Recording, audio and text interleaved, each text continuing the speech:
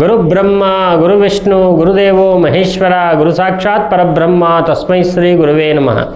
ಗುರುವೇ ಸರ್ವಲೋಕಾನಾಂ ವಿಷಯ ಭವರೋಗಿಣಾಂ ನಿಲಯೇ ಸರ್ವವಿದ್ಯಾನಾಂ ಶ್ರೀ ದಕ್ಷಿಣಾಮೂರ್ತಯೇ ನಮೋ ನಮಃ. ಸಾಯಿನಾಥಾಯ ವಿದ್ಮಹೇ ಶಿರಡಿವಾಸಾಯ ಧೀಮಹಿ ತನ್ನೋ ಸದ್ಗುರು ಸಾಯಿನಾಥ ಪ್ರಚೋದಯಾತ್.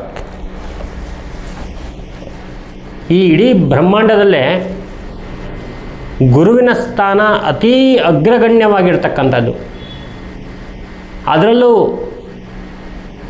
ಈ ಅದ್ಭುತವಾಗಿರ್ತಕ್ಕಂಥ ಶಕ್ತಿ ಇದೆಯಲ್ಲ, ಬಾಬಾ ಅನ್ನುವಂಥ ಶಕ್ತಿ, ಅದು ವಿಶೇಷವಾಗಿ ನಮ್ಮ ಜೀವನದಲ್ಲಿ ಸಕಲ ಅಷ್ಟ ಐಶ್ವರ್ಯಗಳನ್ನ ಕೊಡುವಂಥದ್ದು. ನಮ್ಮ ಆರೋಗ್ಯ ಇರ್ಬೋದು, ಭಾಗ್ಯ ಇರ್ಬೋದು, ಭೋಗ ಇರ್ಬೋದು, ಪ್ರತಿಯೊಂದನ್ನು ಕೊಡುವಂತಹ ಅದ್ಭುತವಾದ ಒಂದು ಶಕ್ತಿ ಸಾಯಿಬಾಬಾ. ಸಾಯಿಬಾಬಾ ಅಂದರೆ ಸಾಕು, ಓಡಿ ಬಂದು ಜನಗಳ ಕಷ್ಟ ಸಂಕಟಗಳನ್ನ ಪರಿಹಾರ ಮಾಡುವಂತಹ ಶಕ್ತಿ ಆ ಶಿರಡಿವಾಸ ಸಾಯಿನಾಥರಿಗಿದೆ. ಅಂತಹ ಅದ್ಭುತವಾಗಿರ್ತಕ್ಕಂಥ ಬಾಬಾ ಚಿರಂಜೀವಿಯಾಗಿ ಸೂಕ್ಷ್ಮ ಸ್ವರೂಪದಲ್ಲಿ ನಾನಾ ರೀತಿಯ ಜನಗಳಿಗೆ ಅವರ ಕಷ್ಟಗಳಿಗೆ ಒಂದಷ್ಟು ಅನುಕೂಲವನ್ನು ಅನುಗ್ರಹವನ್ನು ಮಾಡ್ತಾ ಇರ್ತಾನೆ. ನಾವು ಸುಮಾರು 18 ವರ್ಷಗಳಿಂದ ಶಿರಡಿ ಸಾಯಿಯ ಒಂದು ಉಪಾಸನೆಯನ್ನು ಮಾಡ್ತಾಯಿದ್ದೀವಿ.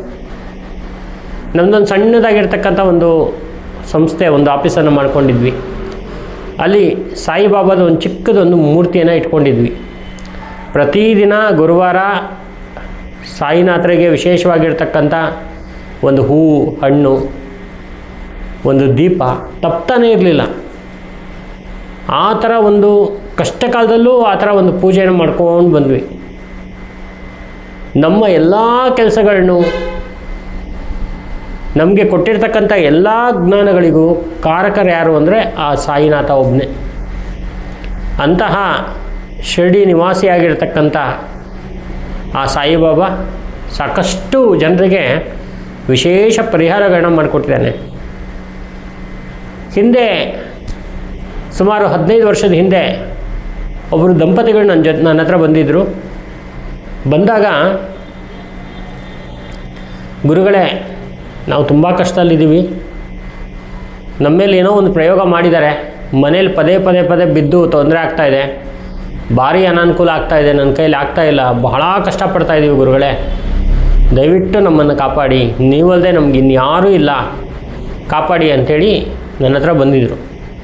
ನಾನು ಹೇಳಿದೆ, ನೋಡಮ್ಮ, ನಾವು ಎಲ್ಲರೂ ಮನುಷ್ಯರೇ, ಭಗವಂತ ಇದ್ದಾನಲ್ಲ ಶಿರಡಿ ಸಾಯಿನಾಥ, ಅವನ್ನೆಲ್ಲವನ್ನೂ ನೋಡ್ಕೊಳ್ತಾನೆ ಅಂಥೇಳಿ ಆ ಸಾಯಿನಾಥನ ಹತ್ರ 1 ರೂಪಾಯಿ ಇಟ್ಟು ನಮಸ್ಕಾರ ಮಾಡಿ ಅಂಥೇಳಿ ನಾನು ಹೇಳಿದಾಗ ಅವರು ಇಟ್ಟು ಪ್ರಾರ್ಥನೆಯನ್ನು ಮಾಡಿಕೊಂಡ್ರು. ನಂತರ ಕವಡಿಯ ಮುಖಾಂತರ ಆ ಒಂದು ಪ್ರಶ್ನೆಯನ್ನು ಹಾಕಿದಾಗ ಆ ಗಂಡ ಹೆಂಡತಿಯ ಸಂಬಂಧಿಕರು ಏನಿದ್ದಾರೆ, ಆ ಸಂಬಂಧಿಕರು ಯಾವುದೋ ಒಂದು ಚಿಕ್ಕದಾಗಿರ್ತಕ್ಕಂಥ ಒಂದು ಆಸ್ತಿಗೋಸ್ಕರ ಒಂದು ದೊಡ್ಡ ಪ್ರಯೋಗವನ್ನು ಮಾಡಿದ್ದಾರೆ, ಇವರಿಬ್ಬರು ಕೂಡ ಏನು ಇರಲೇಬಾರ್ದು, ಆ ಥರದ್ದೊಂದು ಪ್ರಯೋಗವನ್ನು ಮಾಡಿದ್ದಾರೆ ಅಂಥೇಳಿ ಆ ಪ್ರಶ್ನೆಯಲ್ಲಿ ಬಂತು. ನಾನು ಅವ್ರಿಗೆ ಹೇಳಿದಾಗ ತುಂಬ ಅವರು ಒಂದು ಬೇಜಾರು ಮಾಡಿಕೊಂಡ್ರು. ಯಾಕಂದರೆ ಅವರು ತುಂಬ ನೋಡ್ಕೊಂಡಿದ್ರು, ಆ ಸಂಬಂಧಿಕರಿಗೆ ಬಹಳ ಪ್ರೀತಿಯಿಂದ ನೋಡ್ಕೊಳ್ತಾಯಿದ್ರು, ತುಂಬ ಒಳ್ಳೆಯ ಜನ. ಆದರೆ ಏನು ಮಾಡ್ತೀರಾ, ದುರ್ಬುದ್ಧಿಯಿಂದ ಎಲ್ಲೋ ಈ ಕೇರಳ ಕಡೆ ಹೋಗಿ ಏನೋ ಒಂದು ಪ್ರಯೋಗ ಮಾಡಿಸ್ಕೊಂಡು ಬಂದುಬಿಟ್ಟಿದ್ದಾರೆ. ಆ ಪ್ರಯೋಗದಿಂದ ಇವ್ರ ಮನೇಲಿ ಈ ಥರದ್ದೆಲ್ಲ ಸಮಸ್ಯೆಗಳಾಯಿತು. 2 ಮಕ್ಕಳು ಬಿದ್ದರು, ಆಮೇಲೆ ಇವರು ಗಂಡ ಹೆಂಡತಿ ಬಿದ್ದರು. ಪದೇ ಪದೇ ಮನೆಯಲ್ಲಿ ಗಲಾಟೆಗಳು, ಜಗಳಗಳು, ಪದೇ ಪದೇ ದಿನ ಸಾಲ, ಕೆಲಸಗಳು, ವ್ಯಾಪಾರಗಳು ಯಾವುದೂ ಸರಿಯಾಗಿ ಸಾಗ್ತಾಯಿಲ್ಲ. ಅವರು ಈ ಪೆನಾಯಿಲೆಲ್ಲ ರೆಡಿ ಮಾಡಿ ಸೇಲ್ ಮಾಡ್ತಾಯಿದ್ರು, ಆ ಥರ ಕೆಲಸ ಅವ್ರದ್ದು. ತುಂಬ ಕಷ್ಟದಲ್ಲಿ ಜೀವನ ಮಾಡ್ತಾಯಿದ್ರು. ಅವ್ರಿಗೆ ಹೇಗೆ ಇಷ್ಟು ದೊಡ್ಡ ಪ್ರಯೋಗ ಆಗಿದೆ, ಅದಕ್ಕೆ ಹೇಗೆ ಪರಿಹಾರ ಮಾಡಬೇಕು ಅಂತಕ್ಕಂಥ ನಮಗೂ ದಿಕ್ತೋಚಿಲ್ಲ. ಯಾಕಂದರೆ ಈ ಪ್ರಯೋಗಕ್ಕೆ ಅಂತ ಹೇಳಿದ್ರೆ ಒಂದಷ್ಟು ದುಡ್ಡು ಖರ್ಚಾಗೇ ಆಗುತ್ತೆ. ಈ ಥರ ಇರಬೇಕಾದ್ರೆ ಏನು ಮಾಡೋದಪ್ಪ ಅಂಥೇಳಿ, ಸಾಯಿನಾಥ ಇದ್ದಾನೆ, ನೀವೇನು ಯೋಚನೆ ಮಾಡಬೇಡಿ, ಒಂದು ದಕ್ಷಿಣೆ ಇಟ್ಟು ನಮಸ್ಕಾರ ಮಾಡಿದಾರಲ್ಲ, ಎಲ್ಲ ಅವ್ರು ನೋಡ್ಕೊಳ್ತಾರೆ ಅಂಥೇಳಿ ಅವ್ರಿಗೆ ನಾವು ಕಳಿಸ್ಕೊಟ್ವಿ. ಕಳಿಸ್ಕೊಟ್ಟಾಗ ರಾತ್ರಿ ಬಾಬಾ ನಮ್ಮ ಕನಸಿನಲ್ಲಿ ಬಂದು ಆ ದಂಪತಿಗಳಿಗೆ ಯಾವ ಥರದ ಒಂದು ಪರಿಹಾರವನ್ನು ಮಾಡಬೇಕು, ಅದಕ್ಕೆ ಮಂತ್ರ ತಂತ್ರಗಳೇನು, ಮತ್ತು ಅದಕ್ಕೆ ಬೇಕಾಗಿರ್ತಕ್ಕಂಥ ಹಣ ನನಗೆ ಸಾಯಿನಾಥರೇ ಒದಗಿಸಿಕೊಟ್ಟು ಆ ದಂಪತಿಗಳಿಗೆ ಅದನ್ನು ಯಾರಿಗೂ ಏನೂ ತೊಂದರೆ ಆಗದೇ ಇರೋ ಥರ ಆ ಒಂದು ಪ್ರಯೋಗವನ್ನು ತೆಗೆಯೋ ಥರ ಮಾಡಿದ್ರು. ನಂತರ ಆ ದಂಪತಿಗಳು ಬಹಳ ಸಂತೋಷದಿಂದ ಆ ಸಾಯಿನಾಥನಿಗೆ ಭಕ್ತಿಯಿಂದ ಪ್ರಾರ್ಥನೆ ಮಾಡ್ತಾಯಿದ್ರು. ಅವರ ಜೀವನದಲ್ಲೂ ಚೆನ್ನಾಗಿ ಅನುಕೂಲ ಆಯಿತು. ಇವತ್ತೊಂದು ಚಿಕ್ಕದಾಗಿರ್ತಕ್ಕಂಥ ಒಂದು ಸಾಯಿ ಮಂದಿರವನ್ನು ಕೂಡ ಅವರು ಕಟ್ಟಿಸಿದ್ದಾರೆ. ಬಹಳ ಅದ್ಭುತವಾಗಿ ಜೀವನ ಮಾಡ್ತಾಯಿದ್ದಾರೆ. ಈ ಥರ ಬಹಳಷ್ಟು ಒಂದು ವಿಚಾರಗಳು ಇದೆ. ಇನ್ನೊಂದು ವಿಚಾರ ನಡೀತು. ಸುಮಾರು ಒಂದು 2015ನೇ ಇಸ್ವಿಲಿ ಒಂದು ಇಬ್ಬರು ಈ ಯಾವುದೋ ಒಂದು ಚಿಕ್ಕ ಚಾನಲ್ ಅವರು, ಅಂದರೆ ಟಿ ವಿ ಚಾನಲ್ ಅವರು ಒಂದು ಬ್ಲ್ಯಾಕ್ ಮೇಲ್ ಮಾಡಬೇಕು ಅಂಥೇಳಿ ನಮ್ಮನ್ನು ಅದರಲ್ಲಿ ಸಿಕ್ಕಾಕಿಸ್ಬೇಕು ಅಂಥೇಳಿ ಬಂದಿದ್ರು. ಇಬ್ಬರೂ ಬಂದು ಕೂತ್ಕೊಂಡು ನಾರ್ಮಲ್ಲಾಗಿ ಏನೋ ಪ್ರಶ್ನೆ ಇದೆ ಅನ್ನೋ ಥರ ಕೇಳಿಬಿಟ್ಟು ನಮ್ಮ ಹತ್ರ ಕೇಳ್ತಾಯಿದ್ರು. ನಾವು ಪ್ರಶ್ನೆಯನ್ನೆಲ್ಲ ಹಾಕಿ ಕೇಳ್ತಾಯಿದ್ವಿ. ನಮ್ಮ ಫೋಟೋಗಳನ್ನೆಲ್ಲ ಬೇಕು, ನಮಗೆ ನಿಮ್ಮದೊಂದು ಫೋಟೋ ಬೇಕು ಅಂಥೇಳಿ ಫೋಟೋ ತಗೊಂಡ್ರು. ಎಲ್ಲ ಆಯಿತು. ಎಲ್ಲ ಆದಮೇಲೆ ಆ ಫೋಟೋವನ್ನು ಒಂದು ಕಂಪ್ಯೂಟ್ರಲ್ಲಿ ಎಡಿಟ್ ಮಾಡಿ ಕೆಲವು ದಿನಗಳು, ಒಂದು 15 ದಿವಸ ಆದಮೇಲೆ ನಂಗೆ ಕಳಿಸ್ಕೊಟ್ರು. ನೀವು ಯಾರ ಹತ್ರನೂ ಇಷ್ಟು ದುಡ್ಡು ಕೇಳಿದ್ದೀರಾ, ನೀವು ಮೋಸಗಾರರು ಅನ್ನೋ ಥರ ಒಂದು ಫೋಟೋವನ್ನು ನನಗೆ ಕಳಿಸ್ಕೊಟ್ರು. ನಾನೇನು ಮಾಡಿದೆ ಅಂದರೆ ಆ ಫೋಟೋವನ್ನು ಪ್ರಿಂಟ್ ತೆಗೆದು ಬಾಬುನ ಹತ್ರ ಇಟ್ಟು ಒಂದು ಸಂಕಲ್ಪವನ್ನು ಮಾಡಿದೆ. 21 ದಿನಗಳ ಕಾಲ ನಾನು ನಿನ್ನ ವ್ರತವನ್ನು ಮಾಡ್ತೀನಿ, ಇದರ ಒಂದು ನಿರ್ಣಯ ಏನು ಅಂತ ನೀನು ತೋರಿಸ್ಕೊಡು. ನಾನು ತಪ್ಪು ಮಾಡಿದರೆ ನನಗೆ ಏನು ಬೇಕಾದ್ರೂ ಆಗಲಿ, ಅಥವಾ ಇದರ ಒಂದು ಒಳ್ಳೆಯದನ್ನು ಕೆಟ್ಟದನ್ನು ನೀನೇ ನೋಡ್ಕೊ ಅಂಥೇಳಿ ಆ ಬಾಬನ ಹತ್ರ, ಬಹಳ ಕಷ್ಟದಲ್ಲಿದ್ದೆ ನಾನು ಅವಾಗ, ತೆಗೆದಿಟ್ಟೆ. ಆಮೇಲೆ ಡೈರೆಕ್ಟಾಗಿ ಆ ಮೀಡಿಯಾದಲ್ಲಿ ಒಬ್ಬರು ಲೇಡಿ ಫೋನ್ ಮಾಡಿಬಿಟ್ಟು ನನಗೆ ಸುಮಾರು 1.5 ಲಕ್ಷದಷ್ಟು ನನಗೆ ಹಣವನ್ನು ಕೊಡಿ, ಇದನ್ನೆಲ್ಲ ನಾನು ತೆಗೆದುಬಿಡ್ತೀನಿ ಅಂತ ಹೇಳಿದ್ರು. ನಾನು ಅವ್ರಿಗೆ ಹೇಳಿದೆ, 1.5 ಲಕ್ಷ ನನಗೆ ಹಣ ಇದ್ದರೆ ಫಸ್ಟು ನಾನು ಏನು ಮಾಡ್ತೀನಿ ಅಂದರೆ ಶಿರ್ಡಿಗೆ ಹೋಗಿ ಒಂದು ಒಳ್ಳೆ ಸೇವೆ ಮಾಡಿಸ್ಕೊಂಡ್ಬಿಡ್ತೀನಿ, ಒಂದಷ್ಟು ಜನ ಬಡವರಿಗೆ ಸಹಾಯ ಮಾಡ್ತೀನಿ. ನಾನು ಈ ಥರ ತಪ್ಪು ಕೆಲಸ ನಾನು ಮಾಡಿಲ್ಲ, ಸೊ ನಿಮ್ಮ ಹತ್ರ ಏನಿದೆ ನೀವು ನೋಡ್ಕೊಳ್ಳಿ ಅಂಥೇಳಿ ನಾನು ಸುಮ್ಮನಾಗ್ಬಿಟ್ಟೆ. ಆದೆ ನಾನು. ಅವ್ರು ಏನು ಮಾಡಿದ್ದಾರೆ ಅಂದರೆ ನನ್ನದು ಫೋಟೋ ಹಾಕಿ ಬ್ಯಾಕ್ಗ್ರೌಂಡಲ್ಲಿ ಯಾವುದೋ ಒಂದು ವಾಯ್ಸ್ ಹಾಕಿ ಎಲ್ಲ ಎಡಿಟ್ ಮಾಡಿ ರೆಡಿ ಮಾಡಿ ಇಟ್ಟಿದ್ದಾರೆ. ರೆಡಿ ಮಾಡಿಟ್ಟು ಬೆಳಗ್ಗೆಗೆ ಅಪ್ಲೋಡ್ ಮಾಡಬೇಕು. ರಾತ್ರಿ ಫುಲ್ ಸ್ಟುಡಿಯೋನೇ ಸುಟ್ಟೋಗ್ಬಿಟ್ಟಿದೆ. ಶಾರ್ಟ್ ಸರ್ಕ್ಯೂಟ್ ಅಂತ ಹೇಳಿ ಫುಲ್ ಸ್ಟುಡಿಯೋನೇ ಸುಟ್ಟೋಗ್ಬಿಟ್ಟಿದೆ. ಆಮೇಲೆ ಅವರು ಫುಲ್ಲು ಭಯಭೀತರಾಗ್ಬಿಟ್ರು. ಮತ್ತು ರಾತ್ರಿ ಕನ್ಸಲ್ಲಿ ಅವ್ರಿಗೆ, ಆ ಚಾನಲ್ ಓನರ್ಗೆ ಬಂದಿದೆ, ಈ ಥರ ತಪ್ಪು ಮಾಡಿದ್ದೀರಾ ನೀವು, ಗುರುಗಳನ್ನ ನೀವು ಅಪವಾದ ಹೊರಿಸಿದ್ದೀರಾ, ಅದಕ್ಕೆ ಈ ಥರ ಆಗಿದೆ ಅಂತ.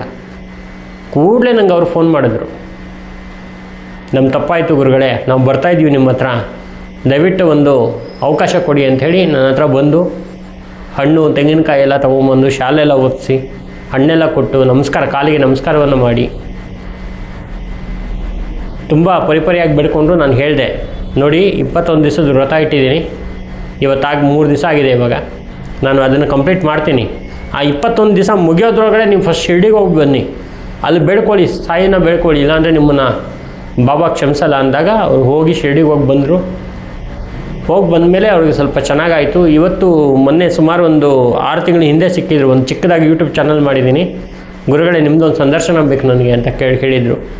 ಆಯಿತು, ಬಾಬಾ ಏನಾದರೂ ನಮ್ಗೆ ಮನಸ್ಸು ಕೊಟ್ಟರೆ ನಾವು ಖಂಡಿತ ಬರ್ತೀವಿ ಅಂತ ಹೇಳಿದ್ವಿ. ಹೀಗೆ ಬಾಬಾ ಪವಾಡ ಬೇಕಾದಷ್ಟು ನಡೆದಿದೆ, ತುಂಬ ಇದೆ. ನಾನು ಬೇರೆ ಮೀಡಿಯಾದಲ್ಲೂ ಕೂಡ ಹೇಳಿದೆ. ಒಂದು ದಿವಸ ಮಧ್ಯಾಹ್ನ ತುಂಬ ಸುಸ್ತಾಗೋಗ್ಬಿಟ್ಟಿದ್ದೀನಿ ನಾನು. ನನ್ನ ಹತ್ರ CT 100 ಬೈಕ್ ಇದೆ. ಈ ಫ್ಲೇವರ್ ಮೇಲೆ ಹೋಗ್ತಾ ಇರಬೇಕಾದ್ರೆ ಗಾಡಿಗೆ ಪ್ರಾಬ್ಲಮ್ ಆಯಿತು. ಏನಾಗಿದೆ ಅಂತ ನೋಡಿದ್ರೆ ಒಂದು ತೊಟ್ಟು ಪೆಟ್ರೋಲ್ ಇಲ್ಲ, ಫುಲ್ಲು ಡ್ರೈ ಆಗೋಗಿದೆ. ಆ ಫ್ಲೇವರಿಂದ ಕೆಳಗಡೆ ಇಳಿಬೇಕು ಅಂದರೆ 6 ಕಿಲೋಮೀಟ್ರು, ಆ ಕಡೆ ಹೋಗ್ಬೇಕಂದ್ರೆ 6 ಕಿಲೋಮೀಟ್ರ್ ಮಧ್ಯದಲ್ಲಿ ತಗ್ಲಾಕೊಂಡ್ಬಿಟ್ಟಿದ್ದೀನಿ ನಾನು. ಒಂದು ಹೆಜ್ಜೆ ಇಡೋಕ್ಕಾಗ್ತಾಯಿಲ್ಲ. ಕೂಡಲೇ ಒಬ್ಬರು ಗಡ್ಡ ಇಟ್ಕೊಂಡು ಒಬ್ಬರು ಸುಮಾರು ವಯಸ್ಸಾಗಿದೆ, ಒಂದು 60-70 ವರ್ಷ ಆಗಿದೆ. ನೋಡಲಿಕ್ಕೆ ಮುಸಲ್ಮಾನರ ಥರ ಇದ್ದಾರೆ. ಅವರು ಕೂಡಲೇ ಒಂದು ಬಜಾಜ್ ಚೇತಕ್ ಹಳೆಯ ಗಾಡೀಲಿ ಬಂದರು. ಹೆಂಗೆ ಬಂದರು ಅಂದರೆ ಫುಲ್ಲು ಫಾಸ್ಟಲ್ಲಿ ಬಂದರು. ಬಂದು ನನ್ನ ಕೈಯಲ್ಲಿ ಒಂದು ಪೆಟ್ರೋಲ್ದು ಒಂದು ಬಾಟ್ಲು ಕೊಟ್ಟರು, ಹಳೆಯ ಬಾಟ್ಲು.